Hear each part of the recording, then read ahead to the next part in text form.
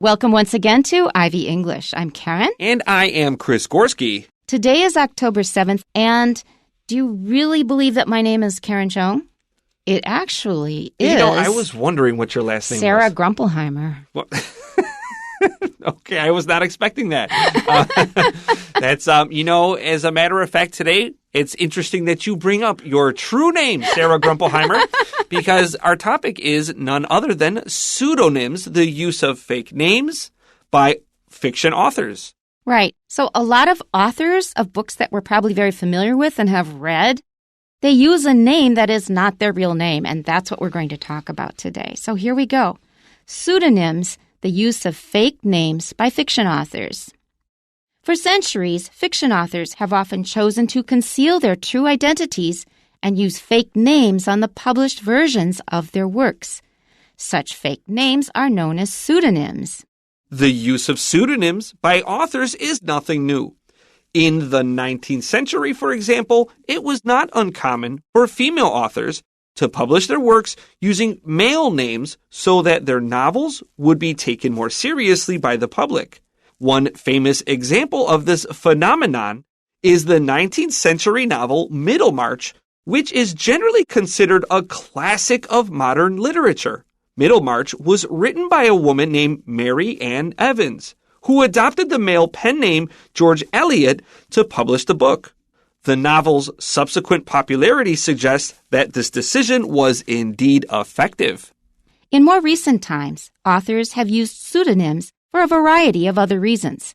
Sometimes an author who is known for writing a particular genre of novel wishes to switch to a different one. Such an author may then decide to use a fake name so as not to create false expectations among their fans. One of the most recent high-profile examples of this occurred in 2013, which saw the release of a crime novel titled The Cuckoo's Calling, written by Robert Galbraith. However, it was later revealed that Galbraith was none other than J.K. Rowling, author of the Harry Potter series and one of the most famous writers of the contemporary era. Perhaps Rowling wished to distance herself from the fantastical nature of her earlier works as she delved into the world of crime fiction. Whatever Rowling's reason, the use of pseudonyms remains a common practice among authors of fiction and one that is likely here to stay. So we learned there are many reasons for not using your real name in a book. It could be something else like a movie or whatever it is. There are many reasons why you might not want to use your real name. Let's go back to our title, Pseudonyms. This comes from Greek, and pseudo means false, and a nym is a name, so it's a false name. And it comes out in the next part of the title, the use of fake names. Fake is things that are not real by fiction authors. And fiction is anything that is not real. You kind of make it up. But people often say that history is something we believe that is real, but is actually fiction, and novels are things that are apparently they're supposed to be unreal, but they actually tell the truth. There's a reflection based upon the reality of the person writing the book, and it's through their eyes and interpretation that we get to understand their perspective of things. You know, sometimes it's exaggerated, but what book isn't? Now, there's a word related here that I think it's important to use now. It's a lot simpler than pseudonym, but pseudonym is a very good word, and that's a pen name. A pen name is two words, P-E-N, just like the thing you write with, and then just a name. And this is another common way. Generally, I would say when working with elementary school students, you introduce pen name, and then you graduate to pseudonym. Right, and pen name is exactly the same in Chinese if you translate it directly. All right, our first paragraph. For centuries, fiction authors have often chosen to conceal their true identities and use fake names on the published versions of their works. So for centuries, that means there have been hundreds of years that have gone by, and it's probably even longer. Fiction authors, that means authors of novels. And in Chinese, you have the same word if you say fiction or novel. Just keep in mind that novel is countable, while fiction is not. So you can't say, I wrote 3 fictions. Fiction sometimes takes an S, but not usually. Those are fictions. That means those are untrue things. But if you're talking about a book that you just made up the content, that is a novel. and it is classified as fiction. So fiction is uncountable. Novel is countable. So fiction authors have often chosen to, and note that they're using the present perfect here, have chosen. So that means it's something that was done in the past. It's still relevant now. It's still important now. Conceal means to hide, and their identity is who they are. So who they truly are, they have decided to hide it and then use a name that is not their real name when they publish their book, the published versions. Be careful when pronouncing versions so you don't say virgins. A lot of my students make this mistake. Yes, that's right.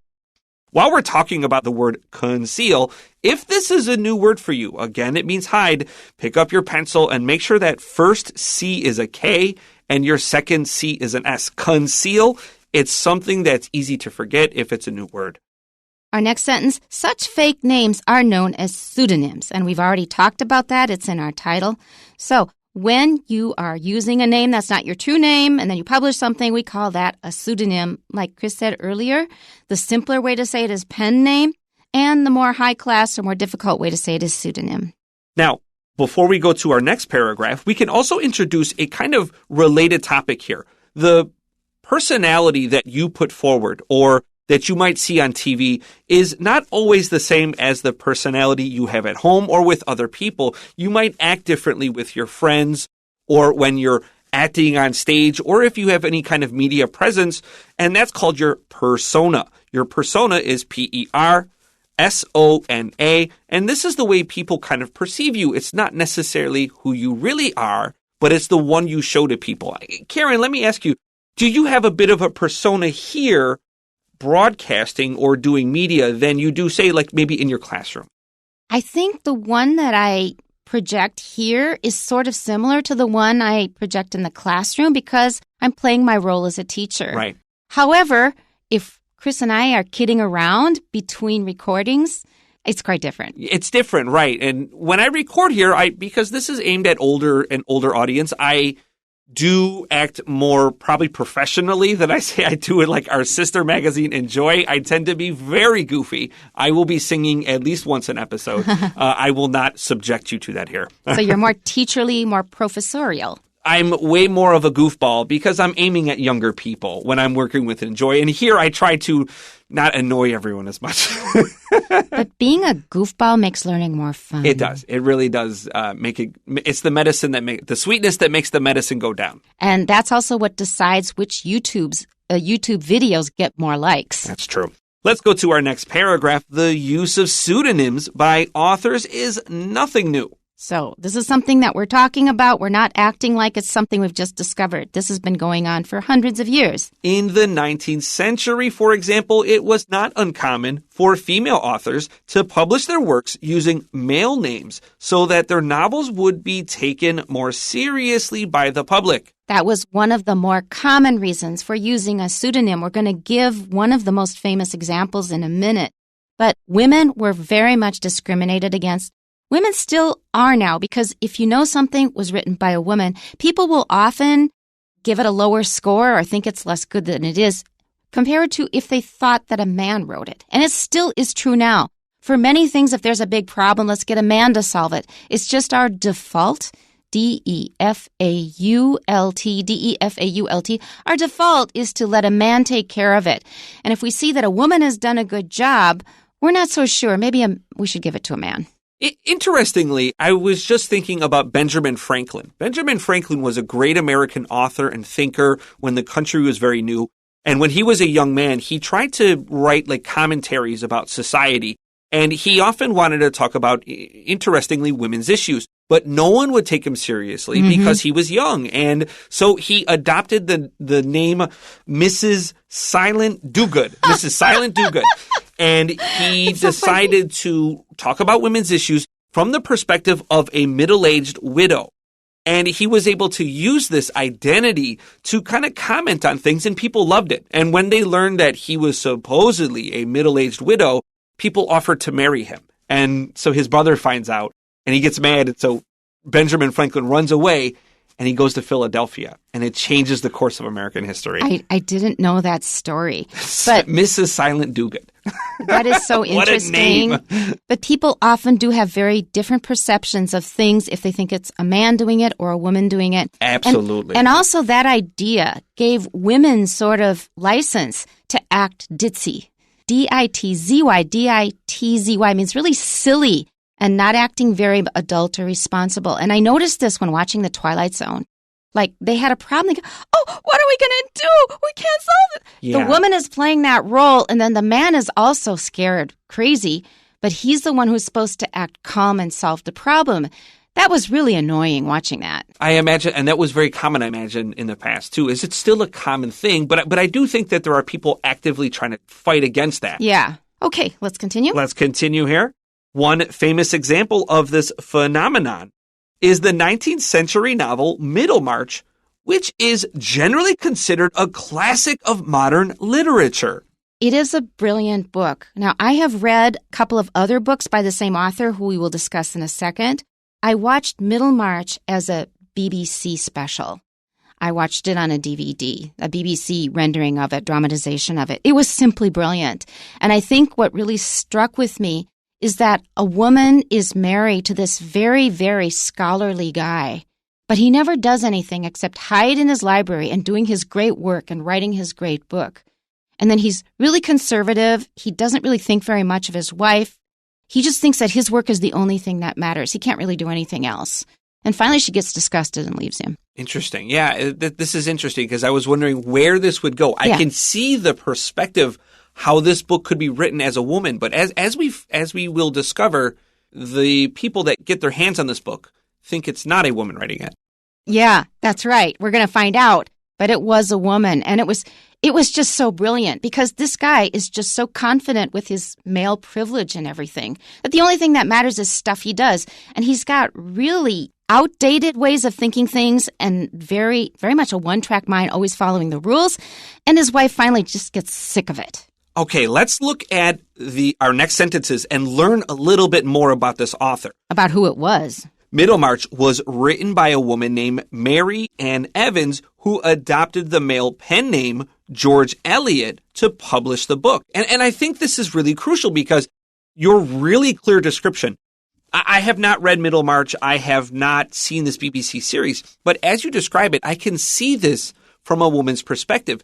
But if this was handed to me, probably as a 19th century man, I imagine I would feel very uncomfortable with this woman criticizing her husband and society like this, that maybe this idea could only be accepted if people thought it was written from a man, which is really a sad reflection of this time. Which happens very, very often, which is why women end up using men's names. Yeah. All right. Right. And also, this author is special because when I first learned of George Eliot, I was kind of young. Now, I have an older sister, so that means she kind of paved the way for me. She took a lot of literature classes and other things ahead of me.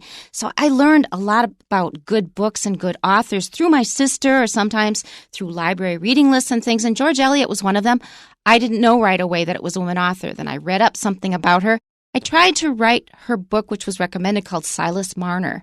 And it was kind of dull, so I didn't finish it. But later on, when I was older, I listened to it as an audiobook. It's a brilliant book. She's just an amazing writer. So I read that one. I already read The Mill on the Floss. And then I saw Middlemarch. So this is really, really an author worth reading. Let's continue. The novel's subsequent popularity suggests that this decision, that means to use the pen name George Eliot, was indeed effective. She has become an extremely famous author, and for good reason. So let me ask you, when you look at a book, you know, the name is important, and oftentimes if it's a famous author, the name is really big. So on this book, is it Mary Ann Evans or is it George Eliot? It's always George Eliot. This is so funny because I would think that people would want to now use her name. They would discard the pen name. But to tell you the truth, like I said, I did not read Middlemarch.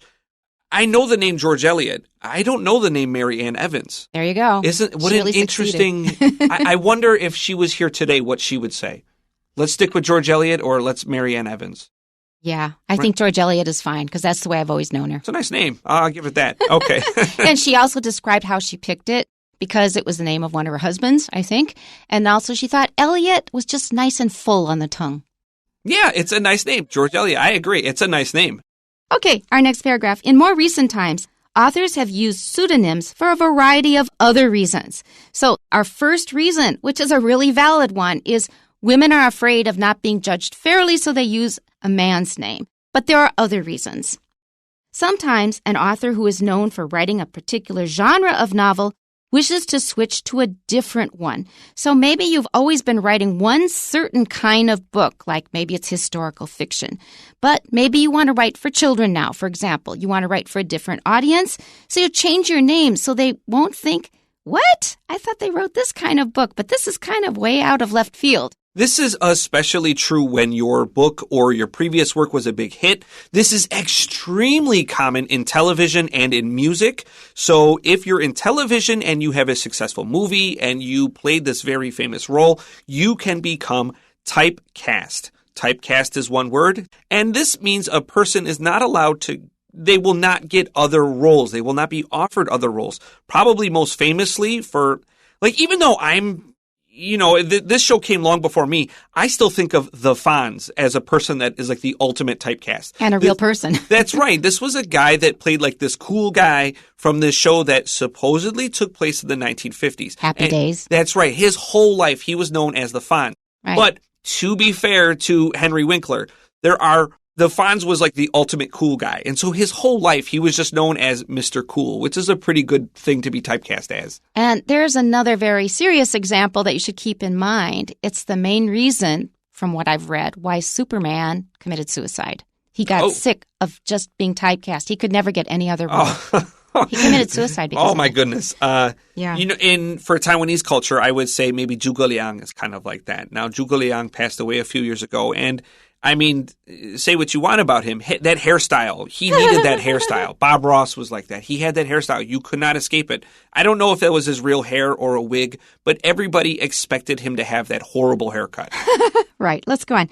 Such an author may then decide to use a fake name so as not to create false expectations among their fans. For a long time, people actually thought that Shakespeare did not write his own works, his poems, his plays, because how could this bumpkin know about this stuff? Bumpkin is like just a hillbilly, a person that's not knowledgeable. So maybe it was Sir Francis Bacon, and Sir Francis Bacon was this very ambitious and worldly person that would have a lot of different knowledge.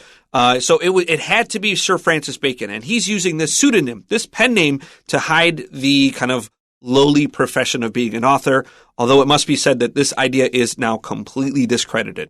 Okay, let's go on. One of the most recent high-profile examples of this occurred in 2013, which saw the release of a crime novel titled The Cuckoo's Calling, written by Robert Galbraith. Now, that sounds like a very distinguished British name. However, it was later revealed that Galbraith was none other than J.K. Rowling, author of the Harry Potter series and one of the most famous writers of the contemporary era. Okay, so contemporary just means modern, and now you may have heard J.K. Rowling. J.K. Rowling herself pronounces it Rowling, and so if you hear an American say the name, it may be a little bit different. Here's the thing about J.K. Rowling. This is already a pseudonym. When J.K. Rowling was writing her books, she has a very woman's name. It's Joanne Rowling. She doesn't actually have a middle name. And so her publisher said, hey, listen, you're writing a book for young boys. They might not want to hear from Joanne Rowling. Okay? And Joanne has a name. It feels a little bit of an older name. It's not as a young modern woman's name. So they said, okay, what about J. Rowling? And they didn't like that. So she used her grandmother's maiden name. And so it became J.K. Rowling. You don't know how old she is. You don't know if this is a man or a woman. 12-year-old boys won't be afraid of reading these books. J.K. Rowling already was using a pseudonym to hide that she was a woman. All right. And now that she's established herself as an author of children's books, she wanted to not be typecast and write something for an adult audience, so she wrote these crime mystery novels. All right. On to our next sentence. Perhaps Rowling wished to distance herself from the fantastical nature of her earlier works as she delved into the world of crime fiction. Now, delved it's a little bit of a more advanced word. It just means to dive into something, to do something very thoroughly. Or to dig into something. Okay? All right, let's look at this final line. It's hard to read. Whatever Rowling's reason, the use of pseudonyms remains a common practice among authors of fiction, and one that is likely here to stay. It won't go away. For whatever reason. And that's part of what we have to think about when we answer question number 1.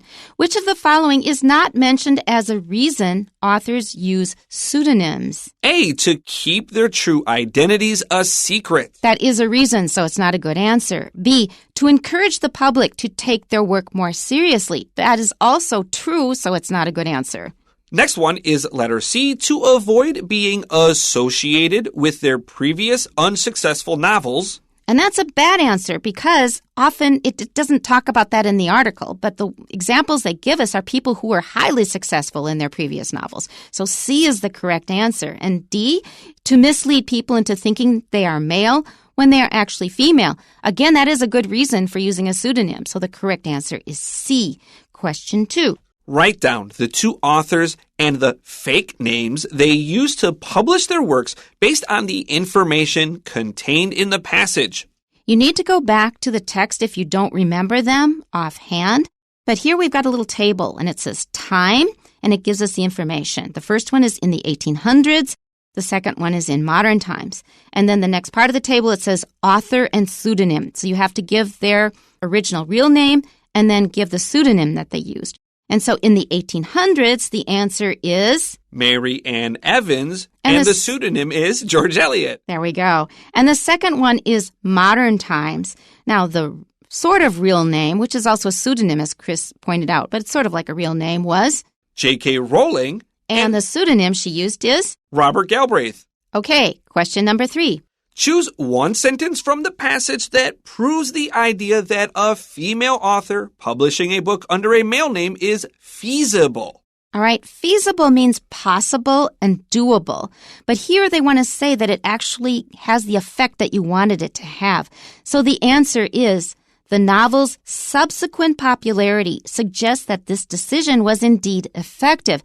Subsequent, that means something that happens after an original action. So you took this action, I'm using a fake name, and the popularity that comes afterwards, we can say as its subsequent popularity. So since the novel did become popular after this person used a fake name, it looks like it was effective. It had the effect that she wanted it to have. Number 4. Which word in the passage means a style, especially in the arts, that involves a particular set of characteristics? I like this answer because it's really short. On the other hand, you have to pay attention to something. It's a French word, so you're going to have to probably work on the pronunciation a bit. It starts with a G-E, and in French, that's je. And then the R is a R sound, but you don't have to do that. But in American English, we'd probably say genre. And that is actually just a sh sound, but you voice it sh, zh, genre. And that's it for today. Hope you tune in next time. We'll see you then. Bye-bye. Bye-bye.